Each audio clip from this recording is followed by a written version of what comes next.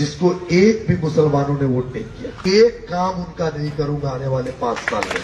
29 তারিখ থেকে জল নাই। বিধায়ক তো ডাইরেক্ট বলেছে যে মুসলমানের কোনো কাজ করবো না। কি করবো, থেকে জল না বন্ধ করে দিয়ে মেরে দিলে আরো ভালো হতো। 29 তারিখ থেকে জল নাই কলে। আমরা কর্পোরেশনেও গেছিলাম, কর্পোরেশন থেকে বলেছে যে আমরা জানি না কে বন্ধ করেছে এটা।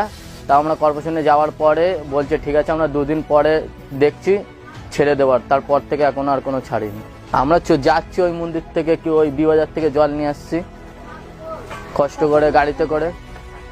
এইখান থেকে 1 কিলোমিটার দূর থেকে আমরা জল নিয়ে আসছি। আর এই মন্দিরে গেলে ওনারা বকছে। সবার কাছে তো গাড়িও নেই, হাতে করে নিয়ে আসতে হচ্ছে, মাথায় করে নিয়ে আসছে মেয়ে ছেলেরা। কি মনে হয় আপনাদের কেন এটা? আমরা মুসলমান সংখ্যালঘু, এই জন্য আমাদের জলটা বন্ধ করে দিয়েছে। যিনি বিধায়ক হয়েছেন তিনি জিতেই বলেছিলেন যে হ্যাঁ, উনি অন ক্যামেরার সামনেই তো বলে দিয়েছে যে মুসলমানদের আমি কোনো কাজ করব না। আরে কাজ করবে না ঠিক আছে, তো জলটা তো বন্ধ করা উচিত না। জল তো আগের থেকেই ছিল।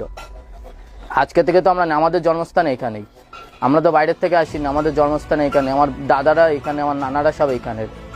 আমাদের তো এসআরের নামও এসছে। আমরা যদি বাংলাদেশি হতাম তাহলে তো আমাদের এসআরের নাম আসতো না।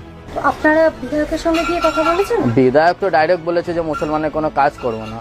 কিছুদিন আগেও তো বললো বৈশাখ ওয়ানে না 22 নম্বরের সামনে গিয়ে বলে দিয়ে এসছে যে আমরা মুসলমানের কোনো কাজ করবো। এখানে কাউন্সিলর সুমন সিং, ওর কোনো খবরই নেই, নিখোঁজ। ওনার সঙ্গে যোগাযোগ করেছেন? না, আমরা ডাইরেক্ট গিয়েছিলাম। হলো আমাদের কাউন্সিলর এখনো আমাদের কাছে আসেনি। কাউন্সিলর সবাই জানে এখনো আসেনি। যেখান থেকে টিএমসি হেরে গেছে, কাউন্সিলর তো টিএমসির কোনো লোকই আসেনি এখনো আমাদের এলাকায়। যে জলটা বন্ধ আছে কোনো লোক আসেনি। এসছিল সিপিএম এর লোক, কংগ্রেসের লোক এসছিল, ওরা সাথে করে গেছিল কর্পোরেশন অফিসে। ওনারা বলেছে যে 2-3 দিনের ভিতরে ছেড়ে দেবে, তারপরে এখনো ছাড়েনি জলটা। আমরা মুসলমান বলে এই জন্য এই জিনিসটা হচ্ছে। কি করবেন ভাবছেন তাহলে? কি করবো, থেকে জল না বন্ধ করে দিয়ে মেরে দিলে আরো ভালো হতো। খাবার যে জল দিচ্ছে গাড়িতে, গাড়ির জলটা খাবার মতন নাই, খারাপ জল আছে।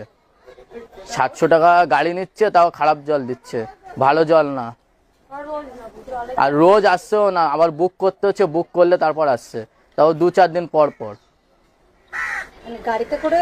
এটা কি কর্পোরেশন থেকে? আমাদের পয়সা দিতে হচ্ছে, জলটা কিনে নিয়ে আসতে হচ্ছে। ওটা তাও খাবার মতন না, ভালো জল না।